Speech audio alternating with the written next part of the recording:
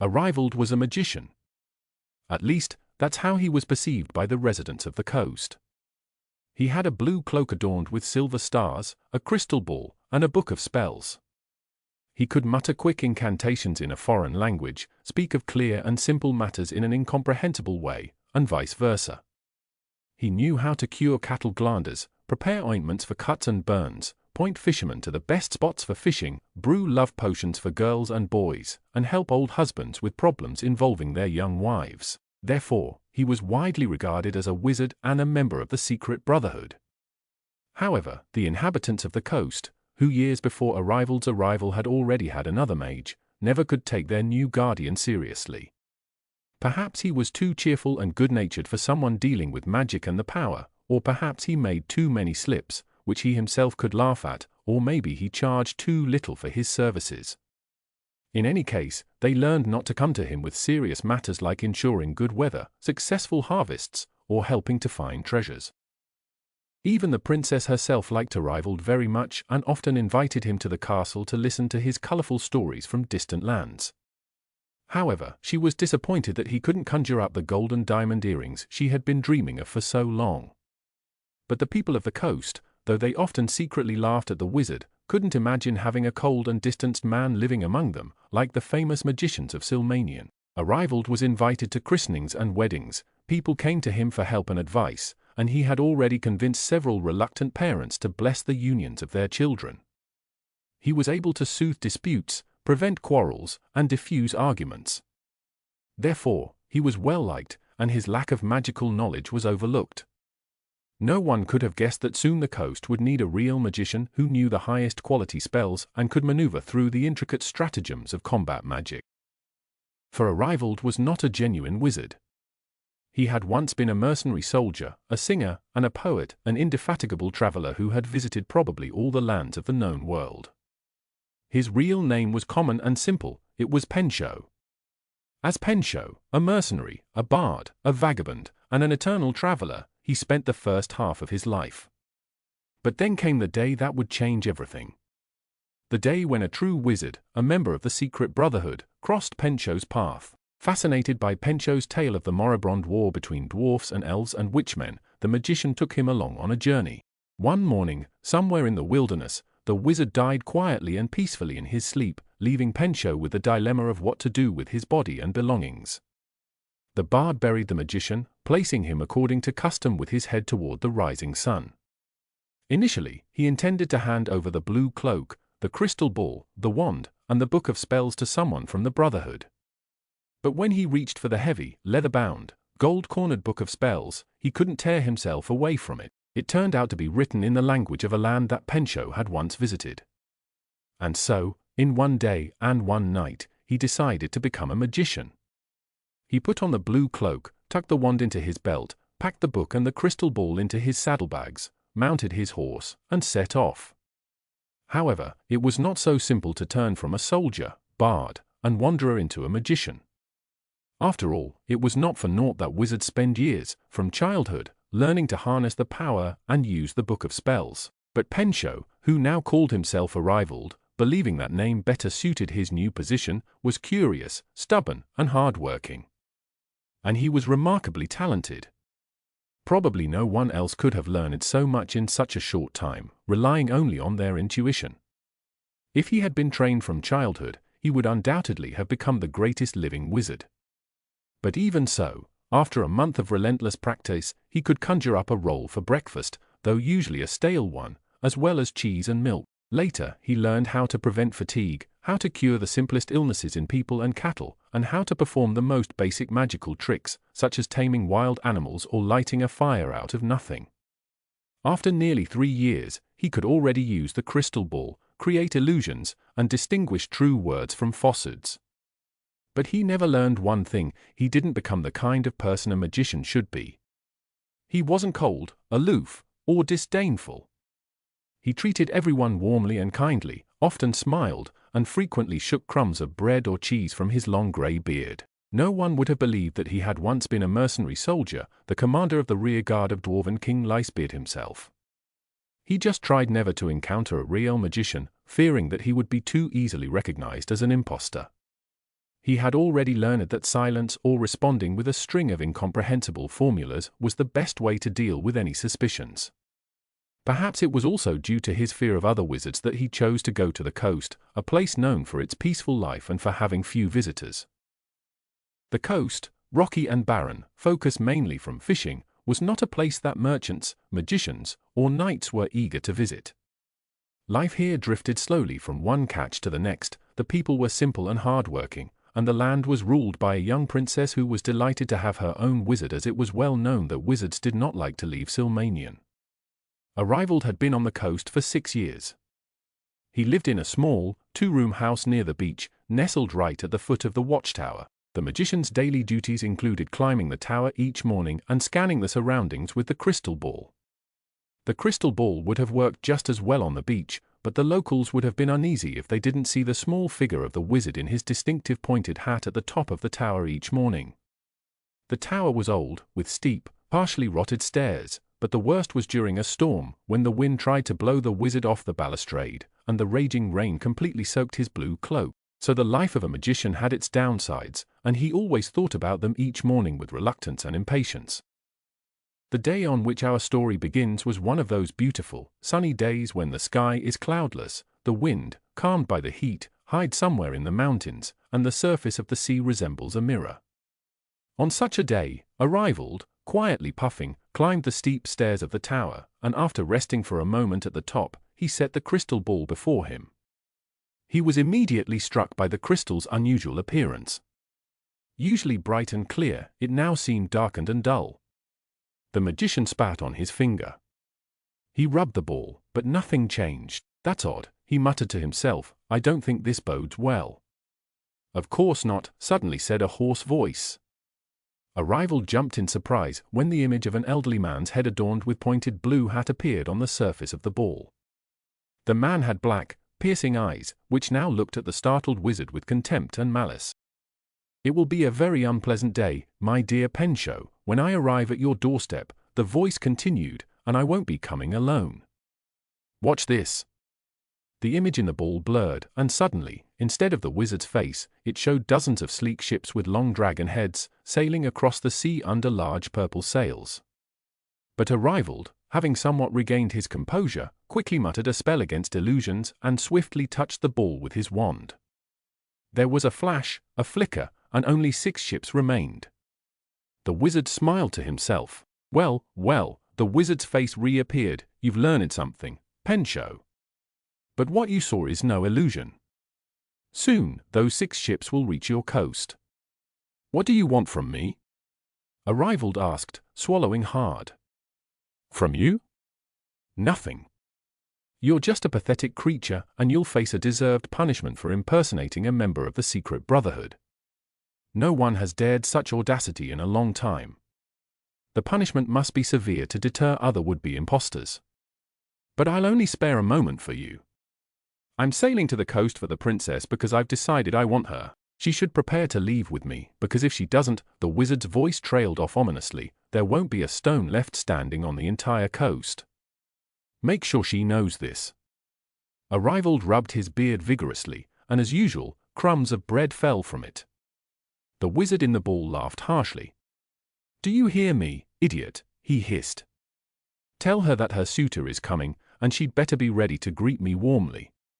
The wizard's face disappeared, but the crystal remained dark and cloudy. Arivald sat down on a wobbly stool and tried to gather his scattered thoughts. He was truly shaken and, to put it bluntly, quite scared. However, once he had calmed his nerves a bit, he thought that the most important thing would be to find out how far the invaders' ships were from the coast. And he knew only one way to do that. He dug a piece of charcoal out of the ample pocket of his cloak and drew a circle on the floor, then inscribed a star within it, marking each of the 5 points with the appropriate symbols. He stood in the center of the circle and scratched his nose. Now, how did it go? Muram Takel Faris?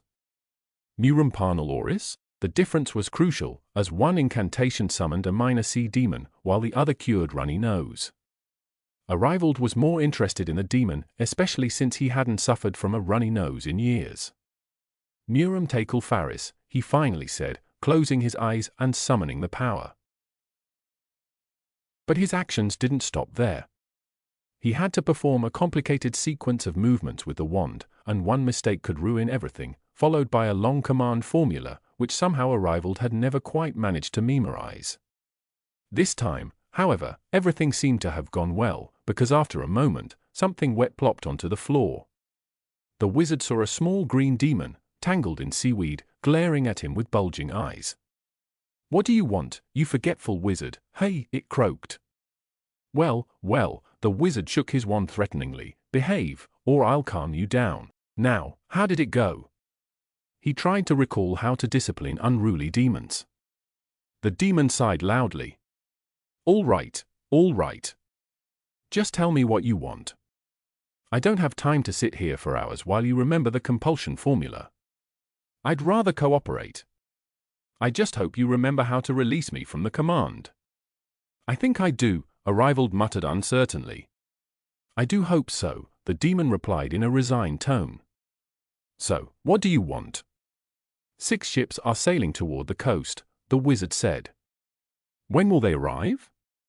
"How should I know?" "Do I look like a fortune teller?" the demon snapped. "I can only tell you where they are," it added more conciliatorily. "That's exactly what I want to know.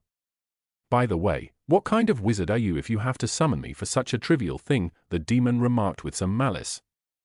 32 miles, but the wind is weakening, and they have to avoid rocks. At this pace, they won't arrive at least until the day after tomorrow." "What, satisfied now?" Arivald nodded and recited the unsummoned formula. Surprisingly, he got it right. The demon vanished as quickly as it had appeared. Now it was time to seriously think about this extraordinary and alarming situation. The wizard sat down on the floor and thoughtfully ran his fingers through his long beard. 2 days, there was a lot that could be done in 2 days. For example, he could leave the coast on a fast horse and reach the Spire Mountains, from where it would be just a 3-day journey to the plains. But leave the princess? Abandon so many good, peaceful people to the mercy of a dark wizard? But what else was left for a man who had so rashly donned the guise of a sage and magician? He stood no chance in a battle against black magic. Against 6 ships full of sea raiders, with at least 40 men on each one. Overcoming such a force was a task not just for a magician, but for a solid contingent of knights. 2 days. What are 2 days? In 2 days, no reinforcements could be summoned from beyond the mountains, nor could the castle be fortified. In 2 days, absolutely nothing could be done. Or could it? After all, Arivald was not just anyone. He had commanded Licebeard's troops, and the dwarf king had died in his arms. He had survived the massacre in the Moribron swamps, elf ambushes, witchmen spells, and treacherous bogs. It was time to wake up from this long and peaceful slumber. When Arivald opened the garden gate, he saw that the princess was playing hide-and-seek. He could tell by the anxious expressions of the courtiers and their frantic search through the bushes and their intense scrutiny of the treetops. Ever since the princess had started punishing those who weren't enthusiastic enough in the game, everyone was making a noisy effort to demonstrate their involvement. The princess knew how to punish. She could come up with something unpleasant for everyone. She took Ruble the singer's harp away for 3 days, forbade Bomber the badger from eating his favorite hare's tongue pâté for a week, made Tord the proud wear a woman's bonnet all day, and cut Magnus the handsome's locks right down to the scalp. The princess wasn't the epitome of gentleness. She was rebellious, mischievous, and sharp-tongued, but she had a heart of gold, and everyone loved her. "Oh, Arivald," said a breathless Magnus, who, by the way, looked completely ridiculous with his crew-cut hairstyle, as he stopped beside him. "Could you find the princess?" he asked more quietly, then added in a whisper, "and just tell me where she's hiding." "Of course, my dear," the wizard replied. "By the lake, under the granite lion. In that dreadful hole. Her dress is all muddy." "Thank you, sir." Magnus dashed off towards the lake. The wizard smiled slightly to himself. Things like that were still within the reach of his capacity. But he quickly grew serious again. There was no time for laughter and games. The time of battle draws near. The princess returned with a satisfied Magnus. She was wondering whether to be angry or not. The hole had been damp, dirty, and reeked horribly, but no one had ever found that hiding spot before. And now Magnus, of all people. He always was the clumsy one. "Good day, my lady," said the wizard, bowing his head. "Oh, Arivald? Have you been here long?" she asked suspiciously. "He's just arrived," Magnus hastily assured her. "Well, I'm not sure," the princess eyed him closely. "Your hair is growing back so slowly," she added maliciously. Magnus blushed. Arivald firmly took the princess by the arm and led her down the park path towards the castle. He signaled to the courtiers not to follow them. "What's happened?" the princess asked, surprised. "A disaster, my lady," the wizard sighed.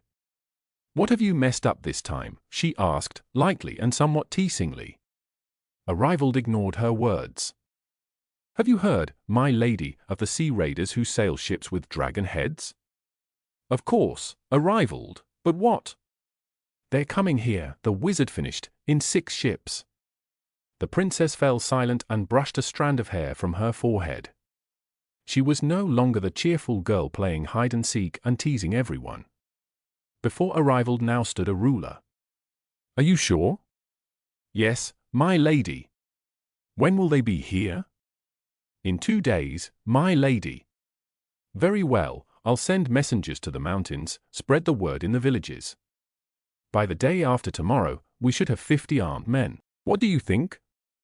"I agree with you, my lady.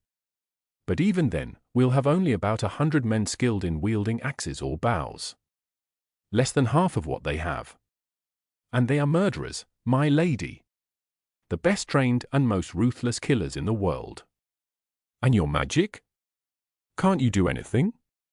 Now it was time to reveal the worst. "They have a dark wizard with them, my lady. A magician so powerful, I can't even dream of matching him." "A dark wizard," the princess repeated, and she paled. "Can we hold out in the castle for at least 2 weeks? I'll send messengers beyond the mountains, my uncle." "We won't hold out, my lady," Arivald shook his head.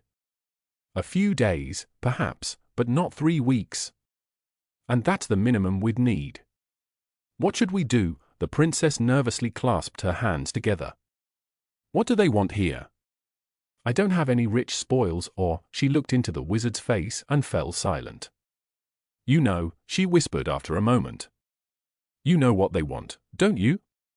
"Yes, my lady." "Then speak." "They want you." Me, oh, I understand." She hid her face in her hands. She was once again just a little girl. Now, frightened and in tears, Arivald embraced her, and she buried her head in his shoulder. "Don't cry, little one," he said gently, "I will protect you." And as he spoke those words, he truly believed them. Renwick the wolf stood at the bow of the ship, silently gazing into the distance. Behind him, he could hear the steady rhythm of the oars and the monotonous voice of the sailor calling out the cadence. The wind had completely died down, leaving the sails limp and lifeless, which meant they wouldn't reach the coast for another 2 days. Renwick didn't like this whole expedition, nor did he like the man with whom they had struck a deal. Perhaps it was because Renwick, like all Daska people, disliked and distrusted sorcerers. In fact, he trusted no one, and that was probably the only reason he was still alive. He would never have sailed to the coast of his own accord. What for? The country was poor, the people were tough, accustomed to the axe and the spear. Uninteresting loot for potentially heavy losses. But the sorcerer had promised them something far more valuable than a handful of corpses, something every Daska raider dreamed of. He promised them a map of the sea around the Golden Island, a map that supposedly marked all the currents and shoals. Renwick knew many who had tried to reach the island, but he had never seen any of them alive afterwards. And on the island, if the stories were to be believed, gold practically fell into your hands by itself. Renwick had been short on that precious metal lately, so he allowed himself to be tempted. Although all sorcerers were tricksters and liars, they weren't fools. A man who deceived a Daska raider died a long and painful death. And even if he managed to escape, the world would become a very small place for him. Daska had spies everywhere, and the harm done to one was harm done to all. Renwick clenched his fists tightly. The sorcerer would get what he wanted, he would get the girl. But woe to him if he didn't deliver the map. Magic is magic, but an axe is an axe. And Renwick had a strong desire to find out if sorcerers died the same way as ordinary men. On the coast, feverish preparations were underway. People from nearby settlements were gathering, messengers were hastily traversing the land, the forge was working at full capacity, and the carpenter's workshop was bustling. Arivald wasn't one to shy away from testing the strength of his magic. He had spent the entire night and the following day hunched over his book, drawing symbols, repeating formulas and incantations, summoning demons. By morning, he was utterly exhausted, but he had achieved what he wanted. He now knew how to summon a storm. Not just any storm, this would be a tempest, a cyclone, a torrential onslaught.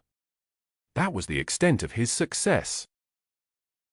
Yet when he stood atop the watchtower, when he finally, after a few mistakes, he unleashed the dreadful spell upon the world, he trembled. For out on the open sea, a terrifying force of nature was about to be unleashed. However, vain was Arivald's impatient waiting for the first dark clouds, the thunder, and the lightning. The dark mage Vargala paused his conversation with the helmsman, looked intently towards the coast, smiled to himself, then pulled a wand from his belt, waved it a few times in the air, muttered something, and returned to his interrupted dialogue. Unfortunately, the storm did not arrive. Arivald was, truth be told, disappointed. He hadn't expected much from his abilities, but he had at least hoped for some rain and thunder. Yet, the sky remained as cloudless as before, and the weather was getting decidedly appropriate for the summer.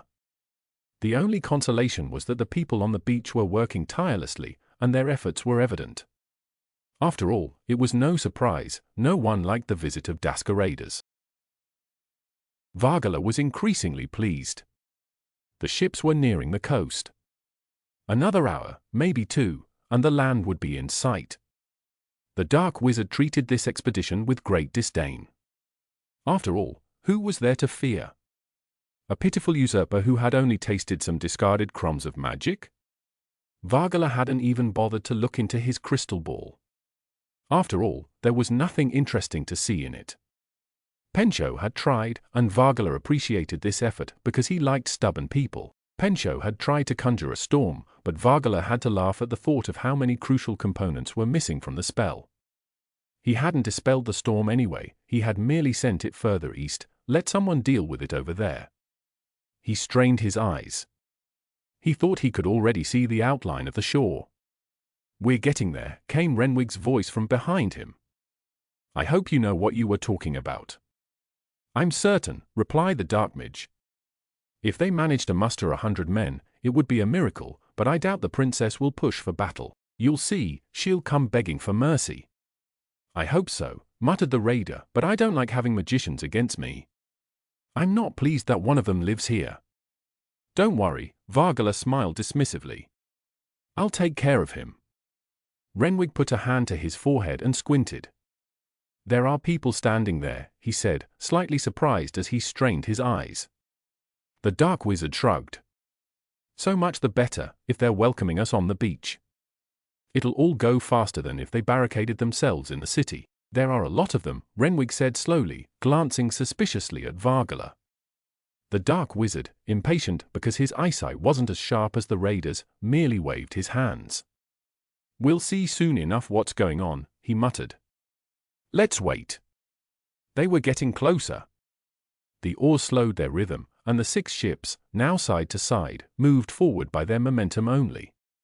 They were so close to the beach now that every detail was visible.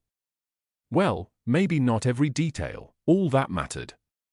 "You deceived us," growled Renwick, grabbing the dark wizard by the shoulders. Vargala stared dumbfounded at the shore, where, in 5 ranks stretching perhaps 1,000 paces, stood knights clad in steel. At the front were archers, at least 200 of them, and behind them, another 300 armed with axes, pikes, or swords. Right at the water's edge lay 3 ballistae, with a large pile of stones beside each one. "Full!" Vargala shouted. "It must be an illusion." Renwig released him for a moment and scanned his men, who, frowning and astonished, were observing the defenders of the coast. "Do whatever you want, sorcerer," Renwig growled, "but as long as I see what I see, no ship will get close to that beach." Vargala pulled out his wand, waved it several times, muttered some incantation, but the 500 warriors remained standing where they were. The archers were finding their most advantageous positions, the ballista crews were arranging the stones, and an elderly man with a grey beard was walking among the knights. "I don't understand," the dark wizard shook his head. "They couldn't have managed to summon reinforcements from beyond the mountains. Listen, sorcerer." Renwig leaned against the railing. "I'm not afraid of these people, and I'd gladly ride over their necks. Especially since some of them could be women in disguise, you can't see that well from here. But I'm curious how I'll conquer the Golden Island if they cut down half my crew here. Come up with something, wise man." Vargala, increasingly anxious, shrugged his shoulders. "Go on, do something," Renwig urged him. "A storm, fire, surely you know best." The dark wizard pondered once again over people's ignorance. Did they think conjuring a storm was as simple as snapping your fingers? A good storm took a solid half-day to prepare, and even then, it didn't always work out. And perhaps if they were in the middle of a forest, but here. What was he supposed to burn? The sand? Water? What an idea! Vargala decided it was time to use his crystal ball. He dug it out of his bag, shielded it from the raider's view with his fingers, and after a moment, he knew everything. Only 100, maybe 110 men were standing on the shore. The rest, those in the further ranks, were cleverly crafted dummies in wooden armor painted with glossy paint. The first ranks, moving and shifting, created the illusion of a beach full of activity to anyone watching from a distance. Vargala smiled triumphantly. "They're decoys," he said joyfully. "In reality, there are only 100 of them." "Show me." Renwig pushed him away from the ball. "I see nothing in it," he growled. "Only I know how to look into it," Vargala replied haughtily, "but trust me, we can attack."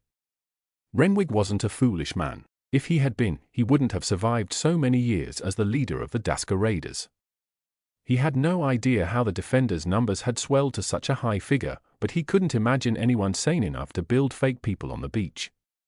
After all, the people of the coast knew that a dark wizard was coming, and they wouldn't try to fool him with such a primitive trick. Now, of course, Vargala wanted a battle, but it didn't matter to him whether 200 raiders survived or none at all. None would actually be better, as it meant he wouldn't have to give anyone the map. Renwig was too cunning a fox to fall into that trap. "I guarantee," Vargala said, "that the last 3 rows are just dummies, and the ballistae are probably fake too. Trust me." Renwig signaled with his hand, and the boat on the left advanced towards the shore. "We'll see," he muttered, absolutely unconvinced. When the boat was quite close and the dark wizard began to smile triumphantly, the ballistae suddenly groaned.